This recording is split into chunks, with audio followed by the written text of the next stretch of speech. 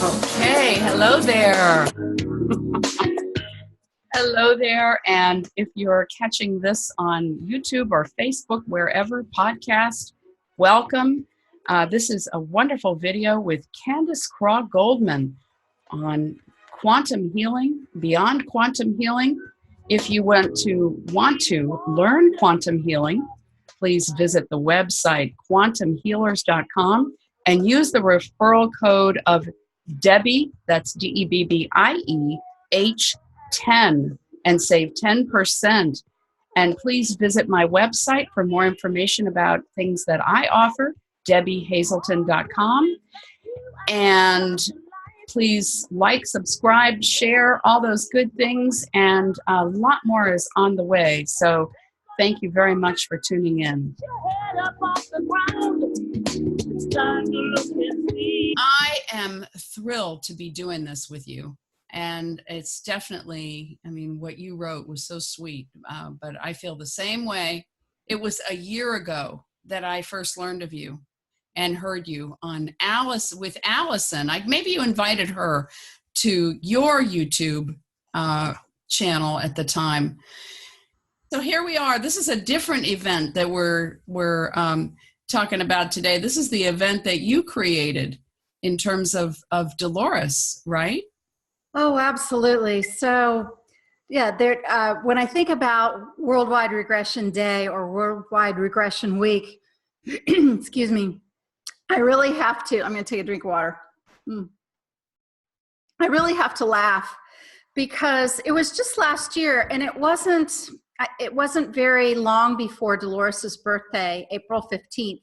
And here, in America anyway, April 15th has this connotation that's not a really great one. It's tax day. It's when taxes are due.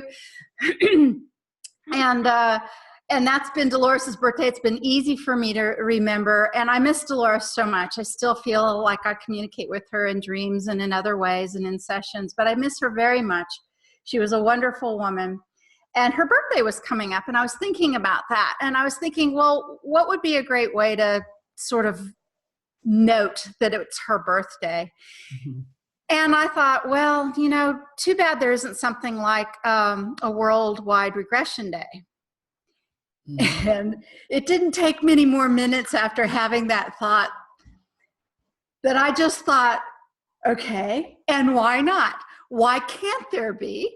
And why can't I just say that it is and just act as if it is and create some things, some events, and make it Worldwide Regression Day to celebrate and to make a tribute not only to Dolores, but to all of those other consciousness explorers out there who learned about human realities and different ways of being and different forms of life out there by regression therapy. So boom, Worldwide Regression Day, April 15th. And then, so the second year, coming up on it, I started thinking, well, one day just isn't enough.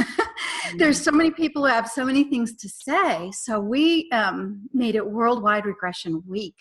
And since April 15th is on a Monday, it sort of kicks it off. And so here we go.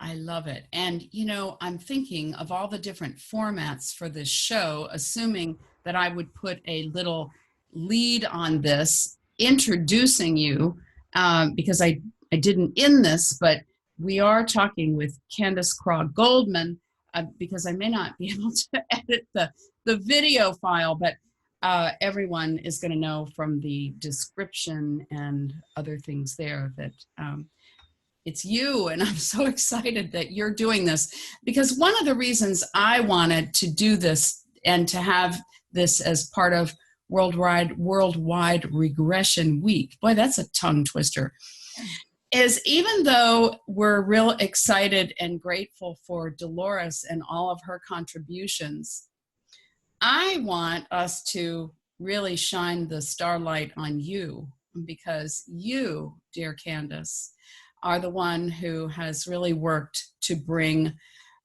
so much of this about quantum healing forward, but particularly BQH, beyond quantum healing. And I like to know more about, I'd like us to know more about you and what inspired you along the way, and who is Candace in all this? Oh, well, thank you so much for that. Very much. Okay, so me. Well, I was speaking with some other healers yesterday, and we were all talking about how did we even get in this to begin with. And most of us have a similar story. My story starts with needing healing and answers for myself. I was in my 40s. I'd had a string of health issues, none of them terminal, none of them serious or severe, but all of them chronic, never ending, continuing with no answers. I had headaches, I had TMJ, I had pelvic issues, I was bedridden twice with pregnancies. I had kidney stones, I had fibromyalgia, just these sorts of things kept coming up and coming up and coming up and coming up. And interestingly enough, I actually started calling this very mysterious way of living in this human body my left disease. And what do I mean by that? Everything was on the left side, lost my hearing on my left side, TMJ was on the left side, everything was on the left side. And even when I see myself in videos like this, my left and right face are completely different. My smile goes up on one side. I think my right side, it goes down a little on my left side. I've always noticed that the left side of my body was different than the right.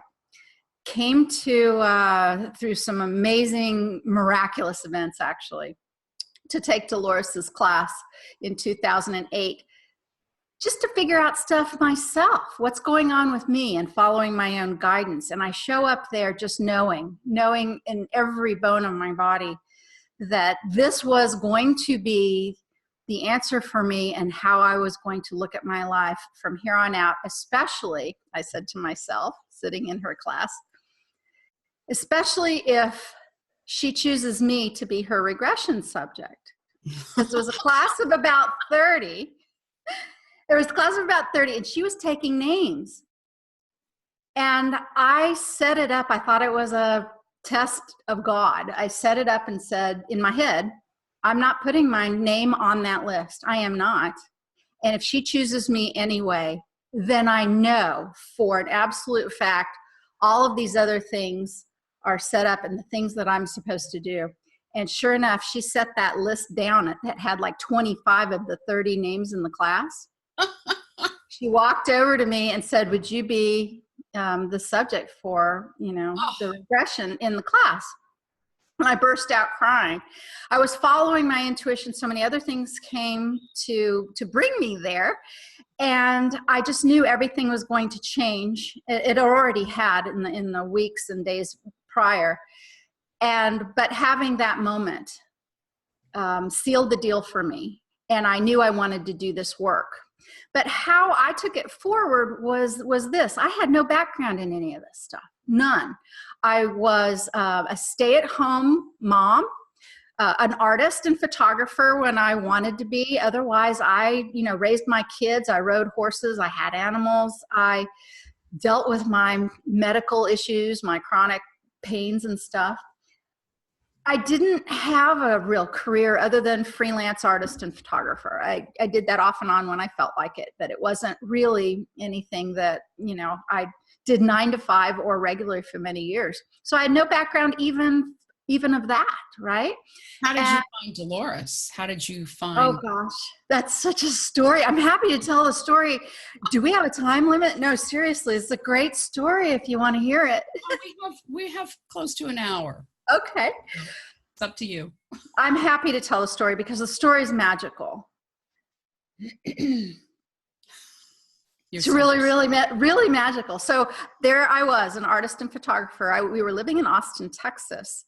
And I had been doing lots of photography with horses and cowboys and singers and, ranch style rodeos and other things like that. And I was getting ready to shoot an album cover, the third album cover for a singer-songwriter of mine. And it was going to be a really big deal for me. This was a really big deal. I was hiring a small crew, some extra lights. It took 8 months of planning and preparation to get this one day of shooting figured out with everyone's schedules and all the different things. We were going to have an old car there. There was a certain place. I mean, it was a big deal to me. And we got to the morning where that day finally was there. And I couldn't get out of bed because of chronic pain. I could not get out of bed. And, you know, I did the thing that you imagine you might do at the time. And, you know, poor me, but I really felt like, you know, imagine me, Debbie, because I'm putting the L on my forehead. Loser. I just felt like such a loser. I felt like I was going to let all these people down. I had to make the phone calls saying, I can't get out of bed, let alone lift up a camera. We have to cancel. So I laid there in bed feeling, this was, I guess, what you might think of as the dark night of the soul. Mentally, I wasn't depressed. I was still a very upbeat person who would do stuff, push through the pain. But I came to a point that day where I simply didn't know what else there was to do. The week prior, I had talked to my doctor, and I didn't want to take any more of the drugs. They not only didn't work, they backfired. They were horrible. And I loved my doctor, but I said, you know, we basically decided to fire each other, at least for that part of, you know, my problem, this unrelenting chronic pain. And so I just laid in bed, and I thought, you know, I never memorized, and there were some prayers and some poems I'd never memorized. I'd never memorized some of the Catholic prayers that I'd heard about, some of the other things I looked into, and I just laid in bed basically, and I said, okay, I need to do something differently. What is it that I'm supposed to do? Now, before that time, I think my focus was help me, help me, help me, help me, help me, help me. That day, something changed. I said, okay, what now? Now what? What am I supposed to do? I've tried everything I can think of to try, every avenue. What am I supposed to do? Well, that changed everything. The way I asked the question changed everything. In the middle of all of this sort of prayer and meditation and focusing on what am I supposed to do, I had a complete out-of-body experience, a very mystical experience where I found myself in a beautiful field. The field where we lived at the time near a river. I'm just standing there in the beautiful golden grass, and in front of me in a semicircle there were light beings, about 5 of them. The center being stood up, and I couldn't see any figures, but they were humanoid looking. And this being reached out a hand with a piece of paper on it, Debbie, a piece of paper that I took and I looked at, and it was a list. There was a list, and there was 3 things on it. And number 1 said, go see your doctor, tell him you're tired. Number 2 said, volunteer for Now I Lay Me Down to Sleep, which is an organization that photographers belong to take photographs of babies in hospitals who are either born still or coming off life support, etc. Did beautiful work that I knew about, but didn't think I was qualified to do. Number 3 was go have a past life regression. And I woke up from that kind of stunned. So I had my list of things to do, right? So I went straight to the computer. I'm going to go down the list. Step 1, call your doctor, tell him you're tired. I just fired my doctor. He just fired me. But I'm like, okay, fine, I'll do that. So I call, and I'm like, well, and I know that doctor's name is Dr. Kravitz, wonderful man down in Austin. Hi, Dr. Kravitz. If you ever happen to see this videotape, I talk about you all the time in this event. I call, and I know Dr. Kravitz, he's so popular. I was probably going to have to wait a couple weeks, right? So I get on the phone, and the woman says, we have a cancellation for today at 11 o'clock. Can you make it? And I'm like, well, that's interesting. Yeah, I think I can make that. So I hang up the phone, and I'm like, wow. And then I think I'm going to go make some coffee because I was just kind of waking up, and I'm like, no, I'm going to click on Now I Lay Me Down to Sleep first. And I look at it and it says, wow, we have thousands of people, submitting to be volunteers here. Here's what you do. You fill out this little form. You submit some photos. You click on a website, and then you do not bother us. For at least 6 to 8 weeks, it takes so long to go over this stuff. Don't call us, we'll call you. So I do all that, hit submit, and I'm like, okay, now it's time for coffee. I go into the kitchen, I make coffee, I come back to the computer because, I'm on number 3 now, right? Past life regression. And I go back to my computer, and in the time it took me to make coffee, I have a reply from Now I Lay Me Down to Sleep. And they're like, we never do this. I promise you we never do this, but we clicked on your email and we looked your stuff over. You're great. You're in. Call this woman. There you go. And I'm starting to go, wow, there's some creepy stuff going on here, some really crazy stuff going on here. And I'm at number 3 and I'm thinking, well, what am I going to do with number 3 when it's time for me to go to my doctor's appointment? So I'm like, okay. And I go to my doctor's appointment.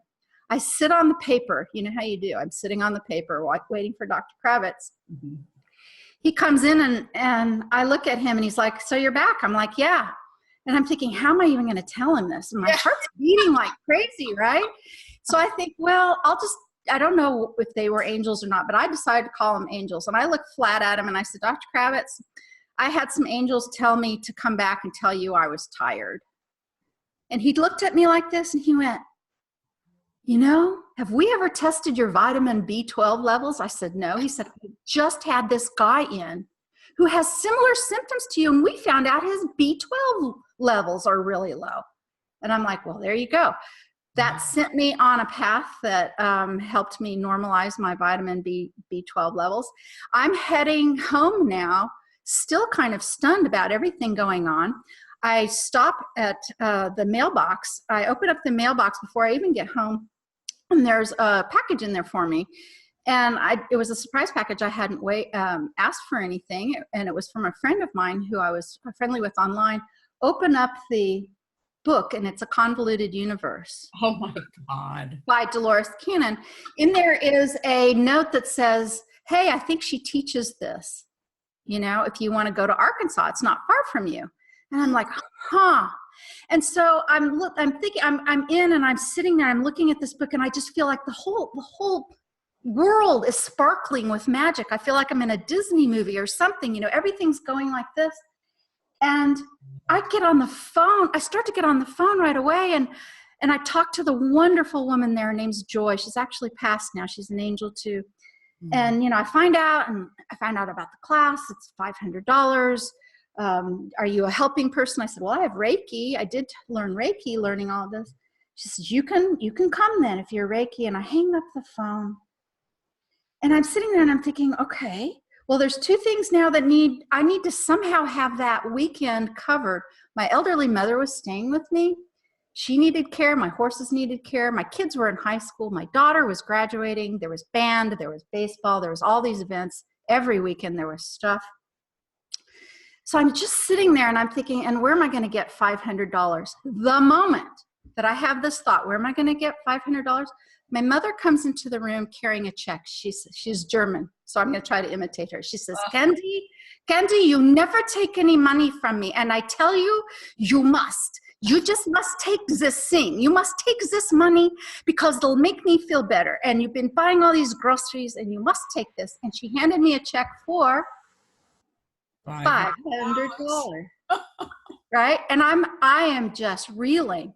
So then I grab the calendar and I asked my daughter to come in to the room. This was a little bit later. Mm-hmm. I said, Lauren, I'm thinking about taking a trip over a weekend this summer, in this July. And she looked at me and she just started laughing. She goes, do you know how busy this summer is? I said, I know, but just bring your calendar. Let's compare notes. Just bring it. And she's looking, she goes, well, you're crazy. She goes to her room, gets her calendar. She comes in. She goes, I'm telling you, every weekend until September is full. There's only one weekend where nothing is going on. It was that weekend. I love And it. so as I'm coming up to go to Dolores's class, I just think that that the world is going to turn on a dime that day. And I remember throwing my backpack in the truck, getting ready I look up at Orion's belt. It was like 4:00 in the morning in Texas. I drive and I'm throwing, and the backpack is in midair. And I remember thinking, she's going to regress me. She's going to pick me as a student, demonstration person. And that's partly why this is all happening, which is why I did the test thing in her class. And then all of that happened with a fabulous result and a fabulous regression. And when it was all over, I basically said, Dolores, I'm going to need help because I don't know what the heck I'm doing. I've never done this kind of work before. There wasn't a support forum set up. No. And I kind of basically just bugged her because she said I could. She was like, just call the office. She'd say, I'll help you. So, I made a few calls to that office. And then I finally said, how about I set up a place where we can chat between us, the people who. Goodness. And she said, well, as long as you run it, she said. So that's how that started, right? Wow. And we did that all the way up until her death. And then shortly after her death, it became very apparent we needed to be independent from just the QHHT model and those who were teaching it after that. We were expanding our thinking. We were expanding our base. We opened up our arms to people who were doing similar work or work just like Reiki or life coaching or EFT or mediums or those kind of intuitive readings. So we opened up our arms. And that's how the community became more independent. And then it wasn't until last year that I felt called to actually put together my own course of Beyond Quantum Healing that it was inspired by Dolores herself, quite frankly, but does many things completely opposite of her official training and program that still exists today. You can still learn from the beautiful Dolores Cannon online if you want.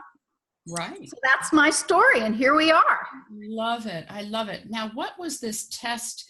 Did you have to do a test before she chose you to regress? No, she, so it was back then it was just a 3-day class, and she had a notebook up on her desk. And I was sitting in the back, as I tend to do in these classes, even though I'm not shy about asking questions. I don't usually sit up front. For some reason, I like to sit by the door for a lot of reasons. And I was in my usual place in the back by the door. And I watched as people throughout the first couple of days would go put their name on that list. She would say, now, if you want to be considered, you need to put your name on this list. And I will choose a name from this list. So in my head, I was having an internal battle, and that was go put your name on the list versus it doesn't matter if you put your name on the list or not. If you trust enough that this is all supposed to work out, she's going to pick you anyway. It doesn't matter the list. And then the other side of me would say, but that's crazy. You got to put your name on the list to be considered. Why doesn't that qualify? And so I felt like I actually was like arguing with God a little bit, right? And so part of me was terrified, like lightning was going to strike me down no matter what I did, right? So when I made sure that I didn't put my name on the list, and my roommate who was sitting right next to me, who desperately wanted to be regressed and had her name on the list, and Dolores said, well, and she walked down the row of tables and she stood right in front of me and she said, and she uses her little finger quotes, they told me the person to regress today is you.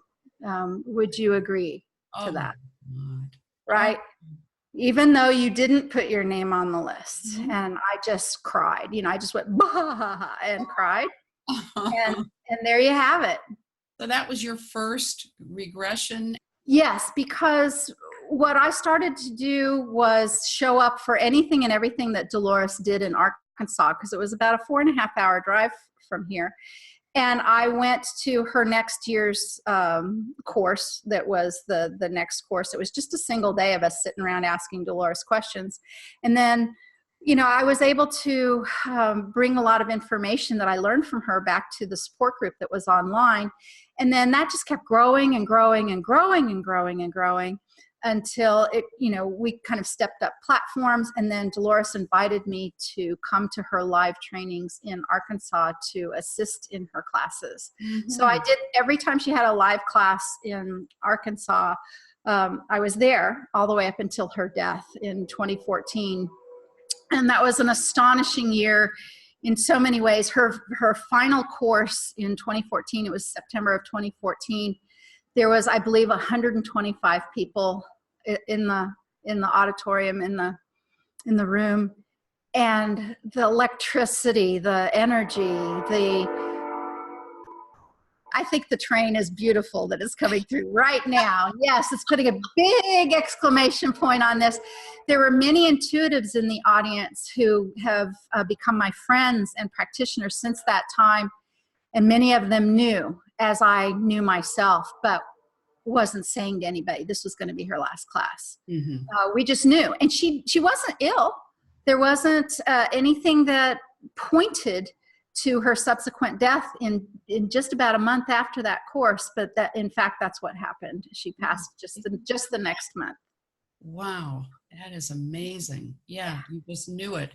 Well, and one of the things I love about BQH is it's very clear to me that you really have been listening to the voices of people as well as the voices of spirit guides. I mean, just the way you listened that day to go and find out about Dolores. But over the years, you have really been listening and putting out there a way for people to have all kinds of room to do what this work is.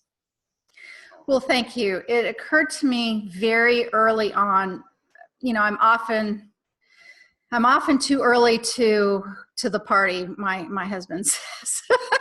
But what I mean by that is very early on, even in 2008 and 2009, when I first got started, I realized how much learning was happening horizontally, how much learning we were getting from each other, the practitioners who did this work. It was very difficult to have FaceTime or interaction time with Dolores Cannon. She had a years-long waiting list to get in to see her for a session. She did her classes, she did her interviews, she did her touring. She was a very busy woman, being in her late 70s and then, up into her mid 80s before she passed.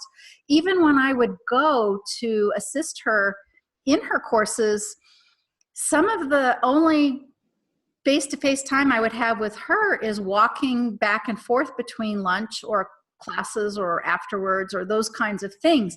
I didn't get to sit down a lot with her, some meetings, sure, but a lot of the learning that took place was practitioners sharing notes. And I never, ever, ever forgot what it felt like to leave her class back in 2008, feeling like I needed a broader base or more support, more information, more experiences to draw upon, because I had none of my own. And so it's the horizontal support that I'm still so interested in. And I'm also very interested in dismantling this idea that the guru knows everything and the students really don't know anything. That sort of hierarchical thing doesn't sit well with me anymore. I find brand new practitioners able to assist clients in magnificent, beautiful ways. Experience is lovely. It helps the practitioner be more comfortable for sure. But, this isn't the old way of thinking when it comes to offering service to others. And the horizontal support and the horizontal lifting up of others has always been something that's been very near and dear to my heart. Yeah, well, I really think that also goes along with some of the maybe more global or collective direction that many of us are feeling. And it's, it's people helping people working together. And so, yeah, and that is the climate that you set up in this course. Yes, absolutely. One of the things that BQH basically says too is, who are you? Bring you into this modality when you're assisting others, and bring skills in that you might have. You might have been, let's say, a hairdresser for 20 years. Well, let me tell you what, some hairdressers have a lot of time kind of therapy talking, right? Back and forth. Bring that skill. Some people have come from the medical community. Bring that skill. Some people come from hypnosis backgrounds. Some people are highly intuitive. Bring all of yourself to these sessions because you do anyway. So to try to make some of your skills or life energy not participate in a session, to me, has always been, well, difficult to say the least. And so what I'm thinking as I'm taking this quantum healing into the future in the form of BQH is to look for all of those ways that you are unique and allow your client to connect with you, because that's one of the reasons they found you anyway, energetically. So that's why the sessions are kind of, they've really expanded in a lot of different ways. They're not a single procedural format.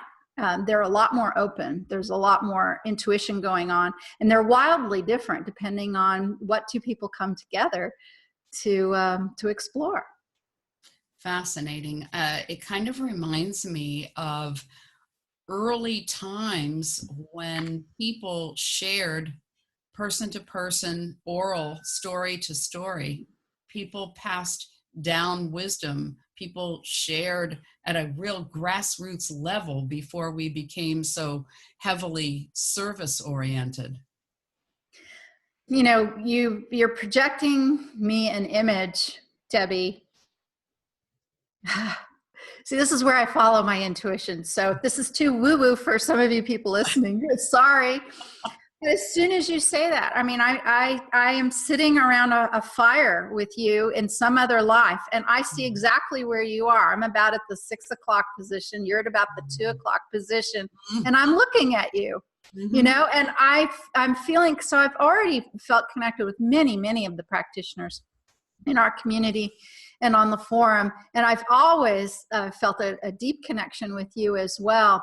And that sort of circular sharing, that horizontal sharing moment just kind of surfaced for me as what I would like to think as a past life memory that just came up because we're sitting here talking together. I love it. Yeah, well, that's wonderful. I love it.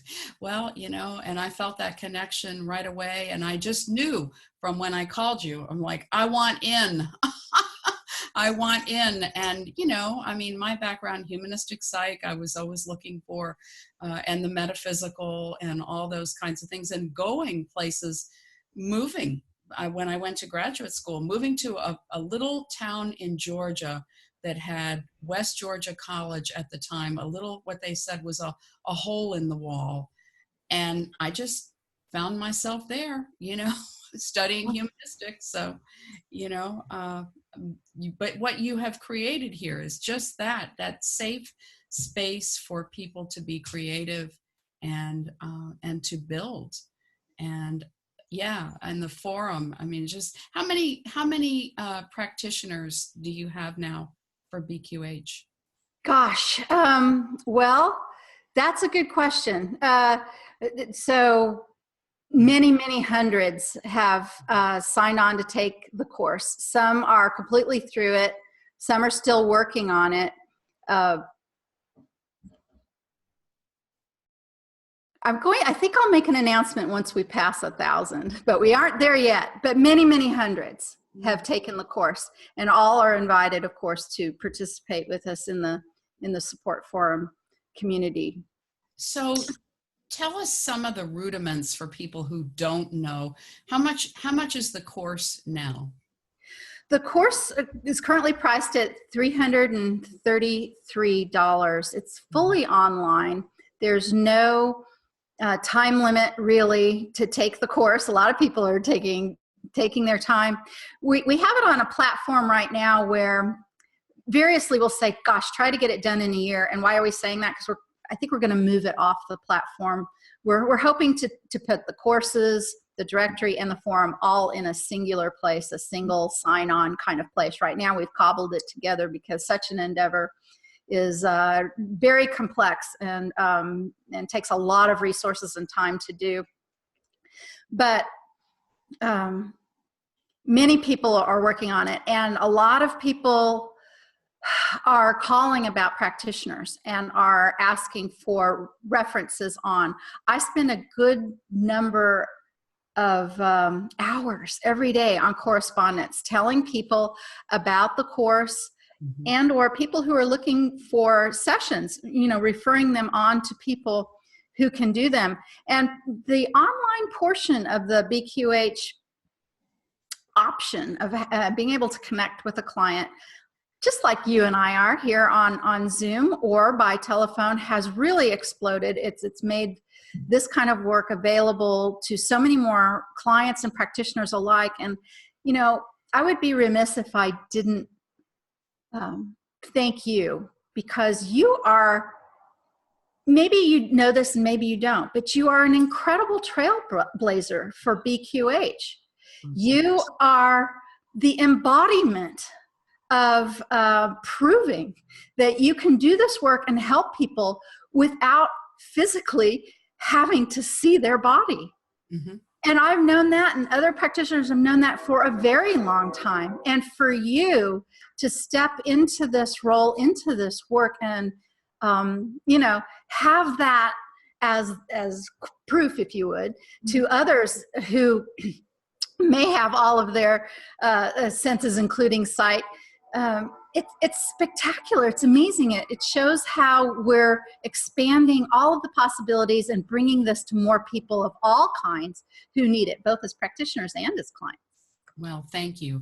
I knew when I made those videos for you that, and I think I mentioned, I know there are plenty of people who would be horrified to imagine doing this work without video.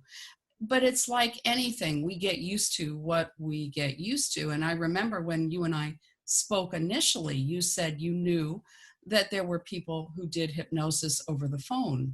And so, I often say there's more than one right way to do just about anything.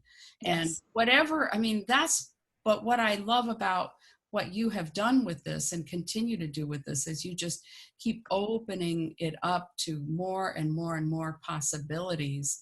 And, like you said, different ways that people do sessions. I think that's fascinating. It isn't just one way, or I know I've brought in Reiki and singing bowl, but I'm sure people have done all kinds of things. Absolutely. Yes. There's so many different ways of looking at this. And, one of my favorite stories so far is a pretty recent one from our mutual friend, Shane Robinson, over at Unbiased and On the Fence. His amazing session with the somnambulistic client that he did just on the telephone. This was a telephone session that this fellow did.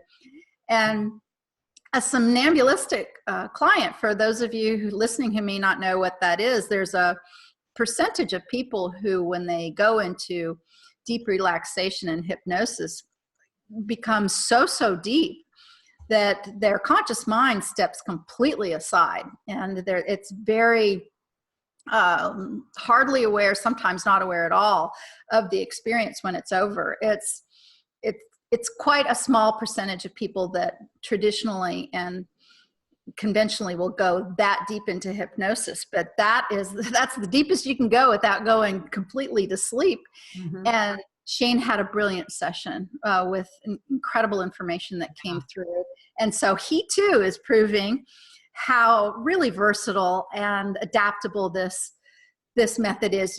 Dolores herself, and we as quantum healing practitioners have said for many years, what we have said is the SC, which is the super consciousness, or Dolores called it the subconscious, but let's just say the higher, more wise part of ourselves, is only going to bring an experience to you and your client that you both can handle and that's appropriate for that time. Mm-hmm. So why not try different ways of doing this? I've known some people who've actually done this sitting in a car when they've been stuck somewhere, like, two people sitting in a car, just sitting there and stuck in a traffic situation or whatever. And they were going to be there for a very long time, and they decided to do a session, and it was amazing. And yes, and some other, really wonderful ways of being creative. Humans are creative, so why not use all of our creativity in assisting others? Well, and I remember when I was taking the course and I started getting a little hung up over some of the little details of how the quizzes were, saying that different things I said were wrong. And I got to the chapter on right brain versus left brain. And I said, wait a minute, I need to get a lot more into my right brain, which is very active, and I need to get in there and really allow it. And it started to dawn on me that really we are hypnotized far more of the time than maybe most of us realize.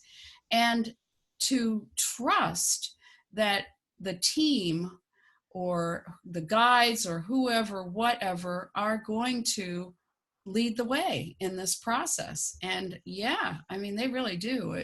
I know for me, when I did my first session, the thing was I really had to get my ego out of the way. I had done hypnosis, but it had been a long time, but I still was like, oh, but I want to make sure it's right, oh, come on, but the teams really do, or whoever it is, whatever it is, the higher self, all of the above, really do help to make this happen. They want us to do the work.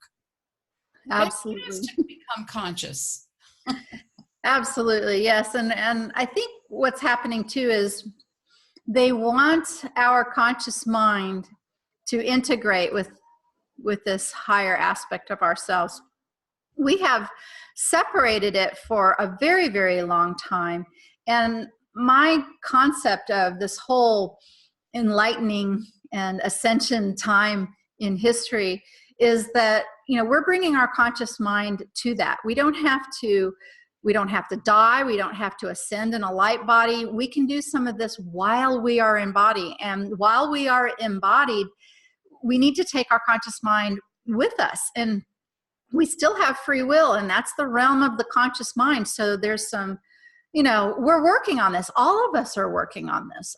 One of the reasons I think, I've evaluated my own self doing this work. One of the reasons I think I've taken to it so well is, of course, I'm an artist and photographer. So my right brain, I have a great imagination, but I also have an incredible analytical side, so much so that sometimes in some meetings and classes with Dolores would make a pronouncement, and I'd go, but wait a second. And I would ask a very logical, very left brain question. And I still remember this, I would have people turn around, look at me, and kind of give me the side eye, right? Like, you're questioning the the queen up there. And I'm like, that didn't make any sense. And I think that's one of the reasons Dolores kept me around. I jumped back and forth between those two realms pretty much, right? And some people who are only right brain focused, they may be too fluffy or too woo-woo for a lot of us. As a matter of fact, even reading some contemporary things right now about energies and different experiences, it can get very fluffy for me very quickly. I'm really not that focused on it. I love the balance. For me, the thing that particularly still resonates is the healing portion of it, because having my session with Dolores did resolve my chronic pain issues. Oh, fascinating. But not immediately. And I learned so much. I sat up from that class, sitting up. I was like, okay, I'm going to sit up, and I'm not going to have any pain. And you know what? No, I had pain, and I actually remembered everything too. And she quizzed me. She was like, "Now, what do you remember?" I'm like, here's where I tested her already, Debbie. Do you know I sat up from that regression? And she said, well, Candace, what do you remember? And I looked up at her and went, I remember everything. And she said, this was not what she wanted to hear. She said, I bet you don't remember everything you think you do. And you know what I said? Test me. I mean, that's how salty I was. But I think that's why we got along very well, because she could be very strong herself. But I remembered every bit of my session. My conscious mind was along for the ride for the entire thing. And although my higher self did come in and did provide the healing, when I sat up, it had not manifested at all. And I was very confused about this. But what I found happened to me, and this is what happens with a lot of clients, as I began to follow my new path, which was one of the reasons I had the chronic pain. It was my higher self going, hey, you're not doing the right thing. Hey, poking me in all these different areas. And once I started doing this, what I'm doing right now here with you, with BQH and all of that just faded away. Mm-hmm. It was my higher self trying to get my attention. And the left side thing was very significant as well, but that's detailed, too many details to get into in this short time that we have together today. But it was one of the first things she said in the class that I just was amazed. She was talking about how the left and the right side of the bodies give us different information, and they come from different areas of our experience as souls. So I know that a lot of people think they can't be hypnotized, and I know that's something you talk about in the course. And I know this is really all inclusive, and it's about possibility thinking. And I think you really want people to know, we all want people to know that, really possibility, it's not the old classic idea of hypnosis. No, it's really not. And it's something that I have to answer this question and head this issue on every single day of my life, both as a supporter of other practitioners, as a practitioner myself, as people coming to see me or to talk to me, other clients who are like, she couldn't hypnotize me. Well, the first thing is, you have to reframe that, because all hypnosis is self-hypnosis. Mm-hmm. And the easiest way to describe what we are even talking about here, the easiest way is just to call it a daydream. And what happens is you decide to get very relaxed and have a daydream and speak while having the assistance of a facilitator or a practitioner. And that assistance helps you explore your daydream a little more deeply. Where we come into a problem is, yes, the definition of hypnosis, because some people still think the idea is you come to somebody for a session, you lay down in bed, you go to sleep, you wake up, your problems are solved. And it does not work that way at all. Mm-hmm. And we have to get past that mentality. And look at that mentality. It's very much the allopathic, I'm sick, so I'm going to go to a doctor and he fixes me thing. Mm-hmm. We have to get past that. This is information, depth, power, healing from within. It's up to the client. Here's the kicker. The client absolutely must use the language of the higher self, which is their imagination. Right. You must access your imagination to do this work. And here's the problem with that. Most of us have been told from the time we entered school and began toddling around to stop making things up, to get our head out of the clouds, that it's only our imagination, to discount all of that. We have spent decades, many of us, mm-hmm. being trained to do the exact opposite. Mm-hmm. And the exact opposite, why? Well, we are better cubicle workers if we sit in our cube and do our work without letting the imagination come in and muck any of that up. Mm-hmm. So this is a program deeply embedded in humanity. And look, I know that program still runs in me. Even with everything I do every day, when I have a session, I've got my little program going, are you kidding me? You're just making this up. Oh, yeah. I still have it. Uh-huh. And the thing is you just say, that's okay. You're making it up. You're making everything up. You're making your life up. excuse me very much, and God made you up. It's all made up. Right, right. Perfect. I love it. Did Dolores ever have a session? Did she ever allow herself? Such a great question. I hung out with the family for quite a while before feeling like I had enough bravery to ask, because I wanted to know. And I mean, it was years before I finally did ask.